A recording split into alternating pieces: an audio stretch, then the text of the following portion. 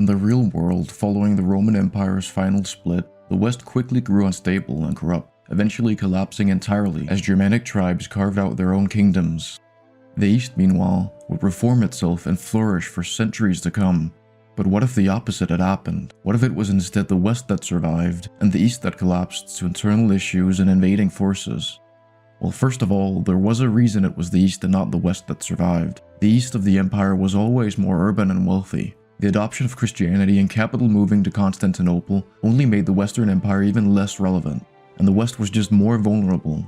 But if we mold this world to be perfect for Western Roman survival, then perhaps long-term it could be in an even better position than the East, given that its main threat, the Germanic people, aren't nearly as big a problem once they establish more sedentary civilizations. It's also shielded from future nomadic threats like the Turks and Mongols, unlike the Eastern Roman Empire, which of course fell to the Turks. Generally, the change here is everything is reversed as much as is plausible. Policies to enrich the West are put in place even before the adoption of Christianity, and way more resources are put into fortifying it, of course to the detriment of the East. Germanic tribes still invade and settle the empire, but we see less frequent migrations into Gaul and more into the Balkans, causing trouble and unrest in the East rather than the West. In the 400s, the Eastern Empire is forced to concede quite a bit of land to Germanic tribes and has to face a major invasion from the Sassanid Persians as they see the weakening of the Eastern Roman Empire as an opportunity for expansion. Sassanid Persia, much like in the real world only a century and a half earlier, conquers both the Levant and Egypt, greatly weakening the Eastern Roman Empire. But it would take much longer for the Eastern Roman Empire to fall entirely. The West, meanwhile, would be focusing on strengthening its own position. Massive reforms are put into place, such as an introduction of a system akin to the Byzantine themes from the real world. They also establish a separate, more professional standing army, again, much like the system that worked so well for the Byzantines in the real world. The church would also become essentially one with the empire, with Christianity being a powerful tool used to spread Roman influence and culture across Europe, and in a unified manner, as there is no great schism. Following these reforms, and during the rule of several gifted emperors, the Western Roman Empire would expand their eastern border to the Elbe, Christianizing and pacifying many Germanic tribes and giving them room to fall back to the Rhine in case of future invasions.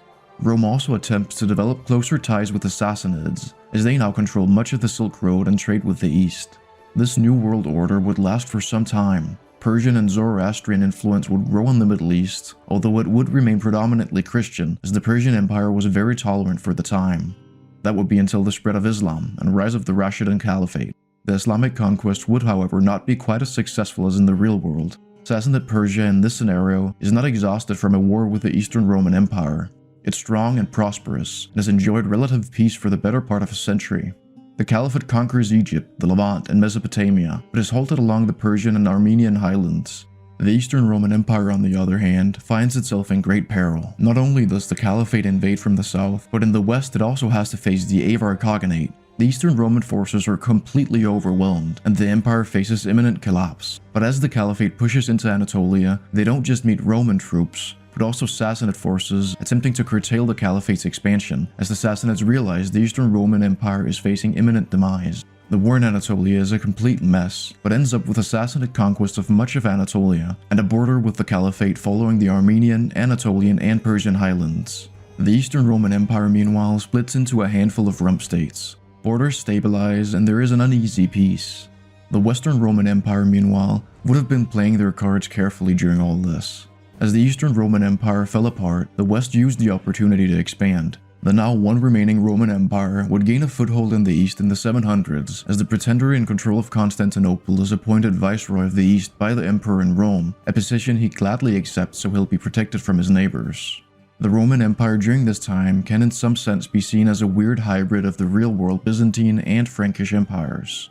The center of power would for centuries have been moving more and more towards Gaul and the Po Valley in northern Italy, as their populations and development grew. While Rome would remain home of the Senate and be the religious and ceremonial capital, the emperor and most administrative bodies would at this point be in Milan, a city now larger than Rome, and in a much better location, at the crossroads between Italia and Gaul. Europe by the 800s AD would have become increasingly developed. No longer are we talking tribes when leaving the Roman world, but kingdoms with established institutions and writing, in some cases very decentralized ones, mind you. My map here is an oversimplification. The The Greek world is divided between the Persian Empire in the east, Rome in the west, and in between several competing Greek kingdoms as well as the Georgian kingdom. Competition between the Arab world and Rome has been fierce, mostly limited to trade and proxy wars, although with the occasional Arab-Roman war as well. Moving north, the Celts have become increasingly organized due to the spread of Roman culture and customs. The Germanic people have established kingdoms across northern and central Europe, and the Bulgarian Empire is at its zenith, controlling much of the Balkans and ruling over predominantly Slavs, although not all Slavs. A century later, the Abbasid Caliphate is fractured due to a destructive war with Persia, where it lost Mesopotamia, as well as internal issues caused by streams of invading nomads and the growth of other sects of Islam. The Middle East now consists of several Arab states, the strongest of which being the Fatimid Caliphate centered around Egypt. The war was, however, very costly for Persia. While it conquered Mesopotamia, it lost some of Anatolia to Greek uprisings supported by Ephesia, which as you can see has grown significantly since its founding, and now encompasses most of Anatolia. The Slavic civilizations have also grown more prominent to the north, with there now being several well-established kingdoms, the most prominent of which being Bulgaria, Venetia, and Polania. To the west, the Roman Empire has established control over Scotia and Caledonia. Norse invaders have for a century now been raiding Britannia and the North Sea coast, and even attempted to establish footholds in Caledonia and Scotia. The small Celtic kingdoms couldn't resist the Norsemen for long, and so Rome took matters into its own hands and conquered both, so the Norsemen wouldn't get a foothold in the Isles. While Rome has been able to hold off outright invasions, the raids on the British Isles have been costly. Its position in Germania has also weakened, as the Germanic kingdoms have grown in prominence. And while Rome has expanded in the Balkans, its position there grows increasingly strenuous with the development of the Slavic kingdoms, and especially the Greek kingdom of Ephesia, which for centuries now has been eyeing Constantinople and Rome's Hellenic territories more broadly.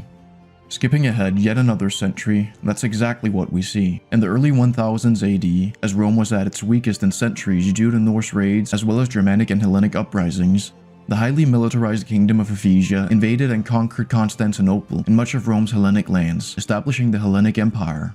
The Slavic kingdoms of the Balkans took advantage of Rome's weakness during this period as well. Further north in Germania, the relatively new Anglo-Saxon kingdom, now Anglia, has also carved out an empire. During the conflict, the Rugians also rebelled and gained their independence. But Rome endures for now, bruised and battered. Luckily for the Romans, the Middle East is currently also facing a major crisis, namely the arrival of the Seljuk Turks. The Persian Empire, exhausted from a failed invasion of the Hellenic Empire in Georgia and a century of on-and-on conflict with the Aleppo Sultanate and Fatimid Caliphate, crumbled as the Turks made their way through their empire. Although a remnant state continues to exist in Mesopotamia and southern Persia, the Hellenic Empire, Pontus, Armenia, and Georgia meanwhile have entered into an alliance focusing all their military might on keeping out the Seljuks. And they do. The Greco-Turkish War lasted less than a decade, and a century later in the 1100s AD, Anatolia is still controlled by the Hellenic Empire, stronger than ever, as the weakened kingdoms on its eastern front integrated into the greater Hellenic realm.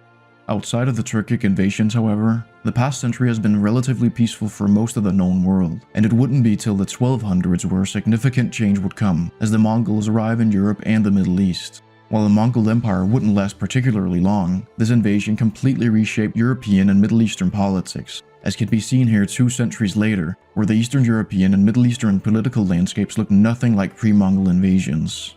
The western successor to the Mongol Empire, the Golden Horde, remains strong on the plains, but their slow decline has allowed for Burgundy, Polania, and Novgorod to grow immensely. In the Middle East, Persia has seen a resurgence under a new dynasty, although its power is much more limited than in the past, as Turkic settlers have established major kingdoms on their northern and western frontiers.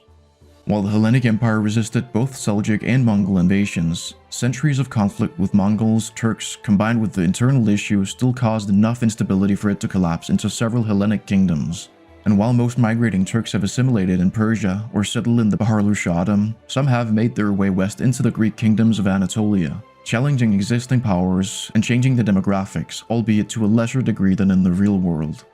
Rome, meanwhile, remains strong. Its borders have shifted slightly over the centuries as always, but with the Germanic people now sedentary and well established in their lands, migratory threats have been non-existent and the empire has been able to endure.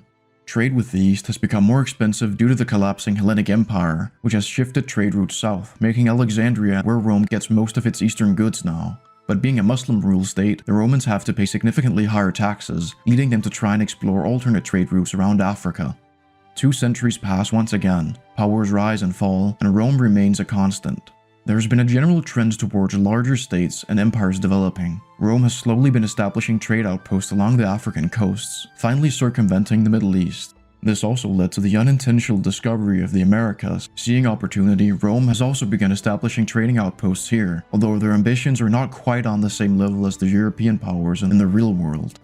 For now, that is, as various old world diseases make their way to the Americas, that does naturally make settlement of them seem all the more favorable to particularly the poor and struggling Romans. While Roman civilization remains alive and well, 2 big developments could challenge that. Ideas like nationalism and republicanism have been spreading, inspired by the prominent Russian Republic as well as the old Roman Republic. A recent scientific revolution has also led to new innovations like steam engines. Most of the Roman elite at this time was not particularly interested in utilizing these steam engines to any significant degree though, as they would threaten the slave industry.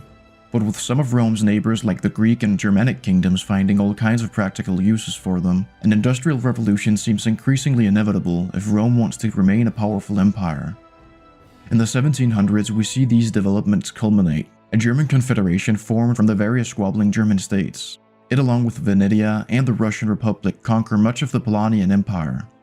Rome, meanwhile, is technologically stagnant. The elite refuses to fully embrace industrial practices in favor of maintaining slavery, and a popular revolution starts to take shape in Rome. Germany, Pannonia, and Macedonia, sensing weakness, invade with their smaller but more advanced armies. And as Rome struggles to hold them off with their inferior technology, that triggers slave revolts, as well as German and Celtic uprisings all across the empire. The majority Latin people of the empire, tired of the stagnant and inefficient state, topple the emperor and Roman ruling class in order to save their nation. They establish the Latin Republic, or Latinia, sign a peace with the rebels and invading powers, ban slavery, and begin rapid industrialization in order to catch up with the Greeks and Germans. The colonies, meanwhile, don't recognize the Latin Republic, and each turn into their own separate successor states of the old empire, with the local governors declaring themselves emperors. The Latin Republic modernizes and industrializes. Nationalism and republican revolution spread across Europe, and by the 1800s this is the world we're left with. With rapid advancements like planes, rocketry, mechanized warfare, and eventually nuclear weapons, there's no telling what will become of this world. It's extremely multipolar. Tensions between the Latin Republic and Germania, Polania and Russia, Ephesia and Turkey, or Arabia and Persia are bound to come to a head eventually. And the rise of the Florentian and Ardalian empires, isolated and far away from the ruckus of Eurasia, could too threaten Latinia's hegemony from across the Atlantic. But that's where I'll leave you for now. Here's roughly what the Republic of Latinia looks like in the 1920s, in-universe roughly equivalent to the modern day technologically. And stay tuned for a quick time-lapse of Europe at the end of the video.